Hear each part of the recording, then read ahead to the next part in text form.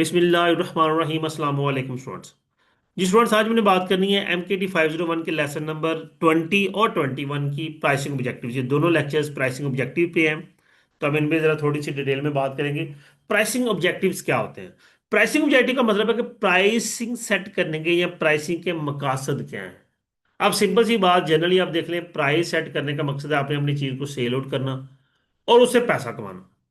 तो एक आप प्राइस रखते हैं जिसमें आपका कॉस्ट और उसमें प्रॉफिट मार्जिन होता है और आप उससे पैसा कमा रहे होते हैं। लेकिन प्राइसिंग ऑब्जेक्टिव्स में बड़ी चीजें आती हैं। यहाँ पे आने से पहले थोड़ी सी मैं आपको चीजें कवर देखें। अक्सर औक़ात हम हाई प्राइस रखते हैं क्योंकि हमें अपनी प्रोडक्ट की वैल्यू शो करवानी होती है। जिस तरह आईफोन है, इनिशियल लॉन्च होगा तो बड़ी हाई प्राइस होगी। आज मेरा शायद आईफोन 17 प्रो मैक्स चल रहा है जो कि 5 साढ़े 5 लाख का एक्सपेक्टेड है, 4.5 लाख का है। आई थिंक यही है। अब देखिए ऐसा क्या है उसमें, आईफोन 30 से लेकर आईफोन 17 तक कोई खास तब्दीलियां नहीं आ रही।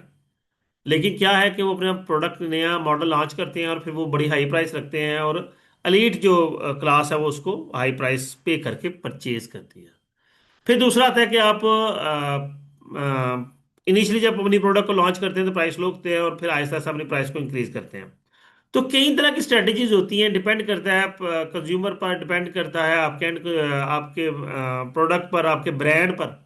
इवन तो आप प्राइस कम रखेंगे, ऐसा ऐसा प्राइस इंक्रीज करेंगे तो वो आपके ब्रांड की बिल्डअप बड़ी आहिस्ता आहिस्ता आहिस्ता आहिस्ता होगी। लोगों के जहन में उसका इमेज लो प्राइस वाला कंसिडर हो जाएगा। आप इनिशियली अपनी हाई प्राइस रखते हैं और फिर आहिस्ता आहिस्ता उसको लो करते हैं, ठीक है।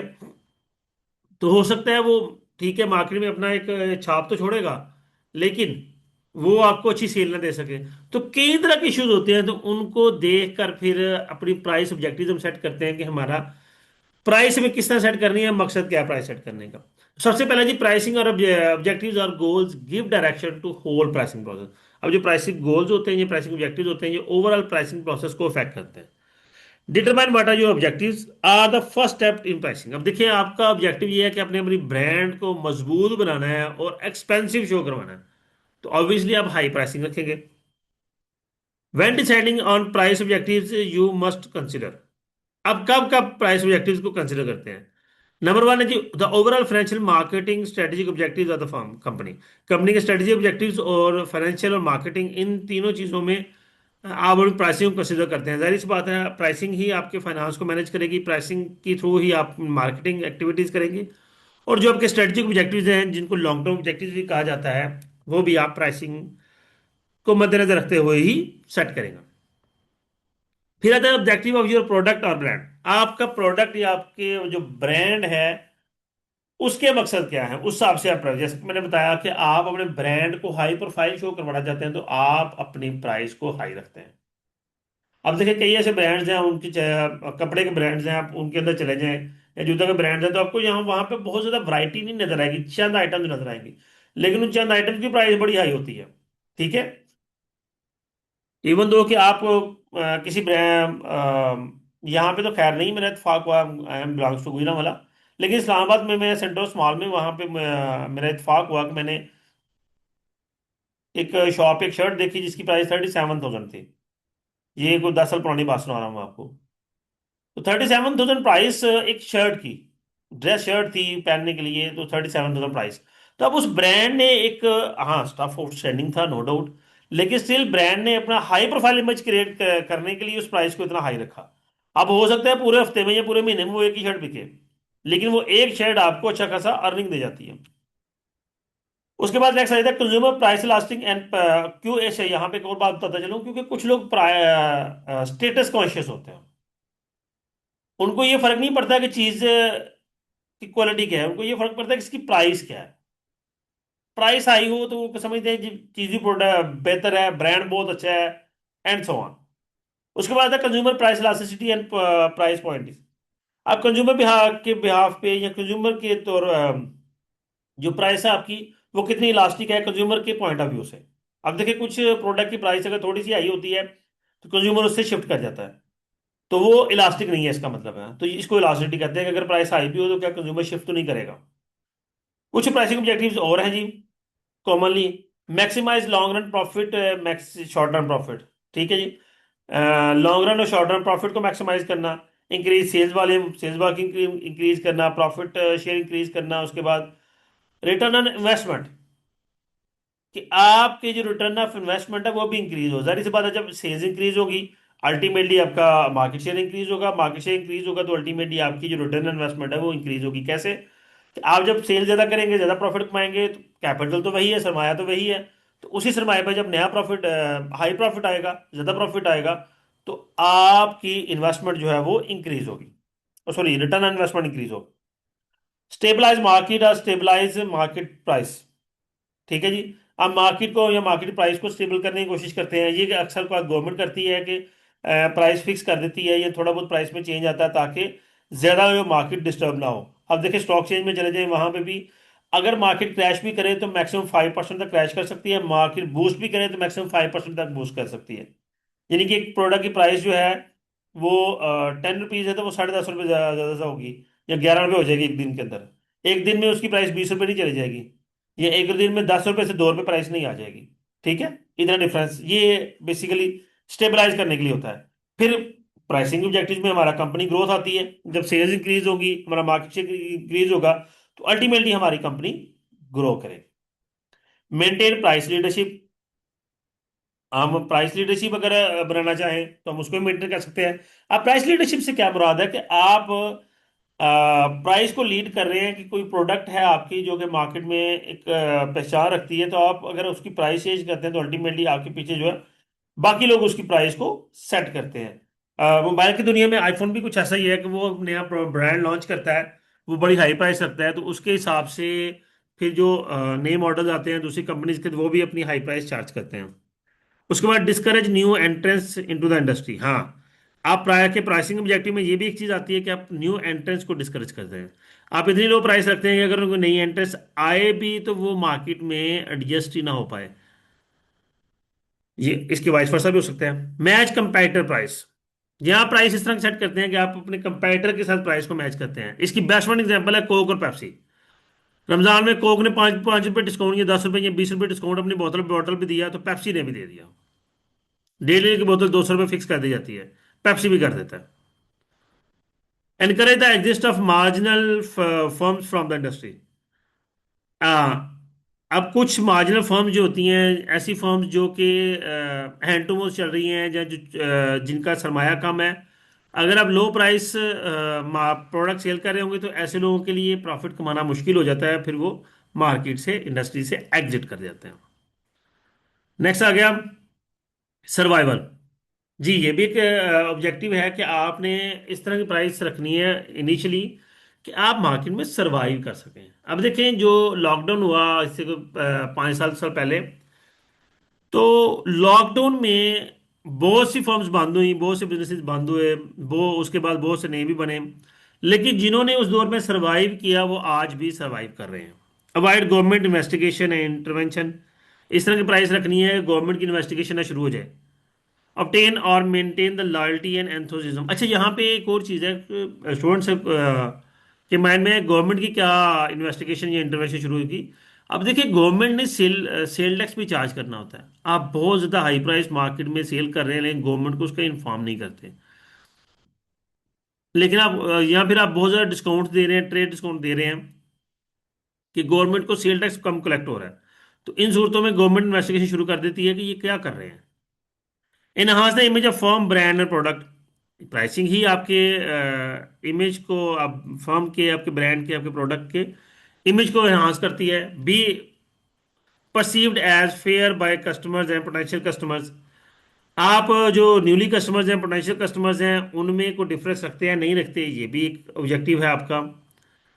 Create interest and excitement about the product, product के अबाउट एक्साइटमेंट या इंटरेस्ट क्रिएट करना भी प्राइसिंग का एक हिस्सा होता है। यहाँ पे सेम यही बात आ गई कि आईफोन का नया मॉडल लॉन्च होगा, प्राइस उसकी बड़ी हाई रखी जाती है, तो वो अलीड्स को के लिए एक्साइटमेंट का बायस बनता है कि नई प्रोडक्ट आई है, अच्छी प्राइस है, परचेज करो, हाई प्राइस है, परचेज करो। Use price to make the product visible, हम इस तरह की प्राइस रखें ये प्रोडक्ट विजिबल हो। Build strong traffic, store traffic build up करने के लिए, अब यहाँ पे स्टोर ट्रैफिक में एक एग्जांपल मैं आपको देता हूँ।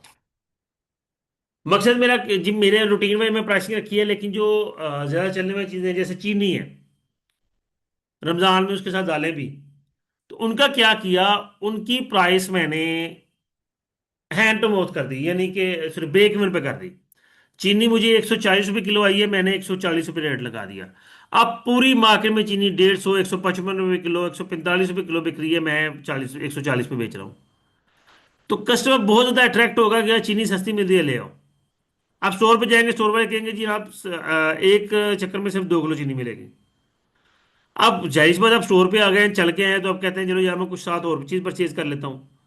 तो क्या हुआ, आपने बेसिकली फुटवर्क बढ़ा दिया अपने स्टोर पे, ट्रैफिक बढ़ा दी। जब ट्रैफिक बढ़ेगी तो अल्टीमेटली कोई ना कोई चीज सेल होगी। पेरेंट्स से बच्चे आते हैं तो वो फिर अपनी चीजें परचेज करने की कोशिश करते हैं। अब अक्सर के साथ आप डिपार्टमेंट स्टोर्स पे देखेंगे कि जो बच्चों की खाने की प्रोडक्ट्स होती हैं उस पर डिस्काउंट बहुत कम होता है। उसके बाद help to prepare the sale of business. Ultimately price ही आपकी बिजनेस के सेल्स को यानी कि इफेक्ट करती है। आप प्रोडक्ट ऐसी है जिसकी प्राइस इन इलास्टिक है, प्राइस चेंज करेंगे तो सेल्स इफेक्ट होंगी, तो अल्टीमेटली अगर आप चेंज करते हैं तो आपकी सेल्स जो है वो प्रॉब्लम में आ जाएंगी।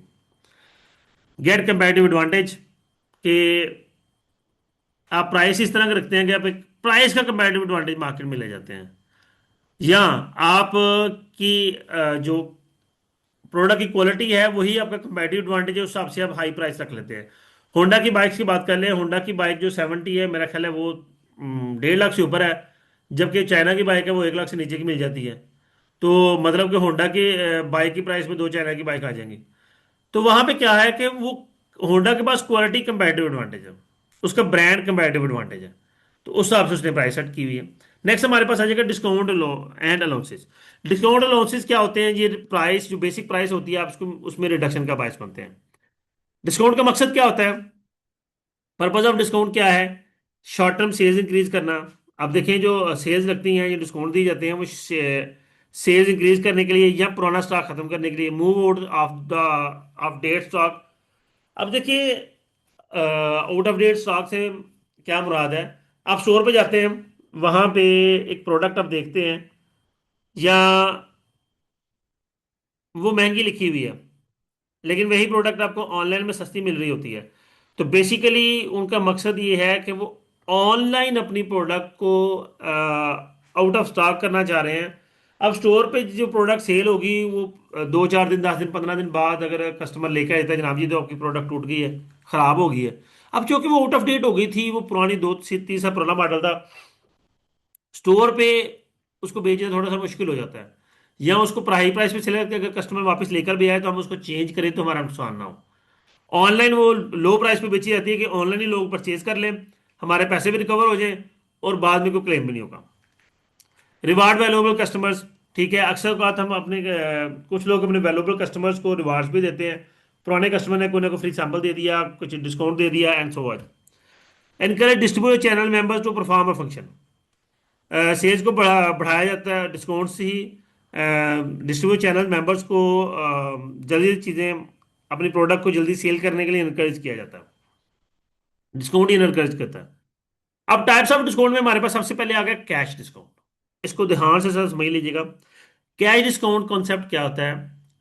अब देखिए आप मार्केट में जाते हैं, कपड़ा खरीदा, कोई चीज़ खरीदी, सामान खरीदा, आप उससे उधार करते हैं। फर्ज करें आप रिटेलर हैं, होलसेलर के पास के उससे बार्गेनिंग करके कोई प्रोडक्ट पूछी, 50 रुपए की है जनाब, 45 लगा लो, 46 लगा लो, 47 पे बात तय हो गई। इस तरह आपने बार्गेनिंग करके चीज़ें परचेज की, बिल बन गया जी, 20,000 का बिल बन गया। कस्टमर कहता है जनाब मैं आपको पेमेंट 1 महीने में करूंगा, या आपके पहले कुछ के साथ डील सेट है कि मैं जब भी परचेजिंग करने आऊँ पेमेंट आपको 1 महीने बाद मिलनी है।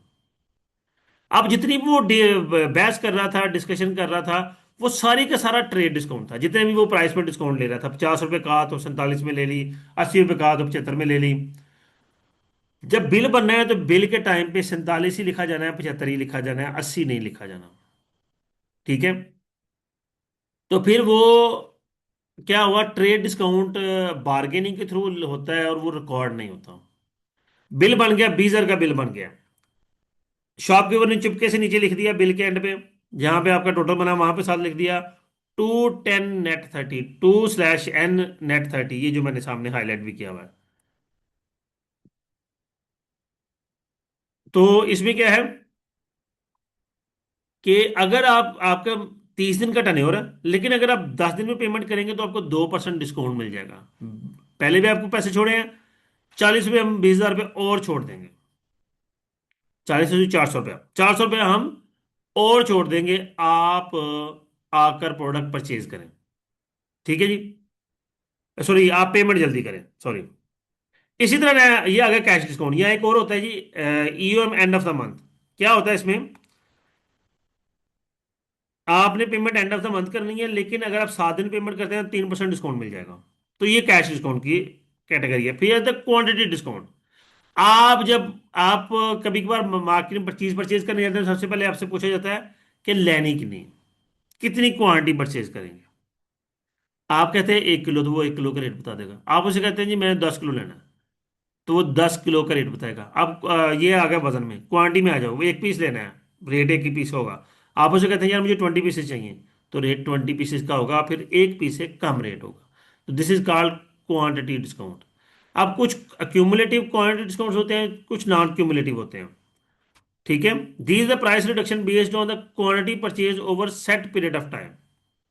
ये क्यूमुलेटिव क्वांटिटी डिस्काउंट है। आप कहते हैं जी अगले 6 महीने में मुझे इसके 20,000 यूनिट्स चाहिए। वो कहते हैं ठीक है जी, आपकी ये रेट लगेगा। आप उससे थोड़े थोड़े पैसे लेकर ले जाते हैं। कभी 1,000 ले गए, कभी 500 ले गए, कभी 10,000 ले गए, सॉरी 2,000 ले गए, कभी 3,000 यूनिट्स ले गए। नॉन क्यूमुलेटिव क्वांटिटी डिस्काउंट है कि जनाब वो शॉपिंग कहता है कि जनाब सिंगल ऑर्डर में बात करें कितने चाहिए। हाँ, आपको 6 महीने में 20,000 यूनिट चाहिए, आप मेरे से 50,000 लेके जाएं। अभी कितने चाहिए? 1,000 चाहिए, 1,000 के हिसाब से प्राइस लगेगी। फिर ट्रेड डिस्काउंट है, मैंने अभी आपको बताया कि ट्रेड डिस्काउंट जो है वो बार्गेनिंग के थ्रू होता है और अक्सर औकात रिकॉर्ड नहीं होता। उसके बाद आ गया सीजनल डिस्काउंट्स, प्रमोशनल अलाउंसेज है, brokerage allowance. Seasonal discount, and season cell आती है, समर सीजन सेल आती है, ये सीजनल डिस्काउंट्स होते हैं। Promotional allowance, these are price reduction given the buyer performing some promotional activity. These includes allowance of creating and maintaining an in store display or co advertising allowance. ये promotion होता है कि आप किसी product की promotion कर रहे हैं, तो उस प्रमोशन के लिए फिर पर्टिकुलर प्रोडक्ट पे आप डिस्काउंट रखते हैं, प्रमोशन डिस्काउंट आता है। फिर है brokerage discount. For the from the point of view of manufacturer, any brokerage fee paid is similar to promotional allowance.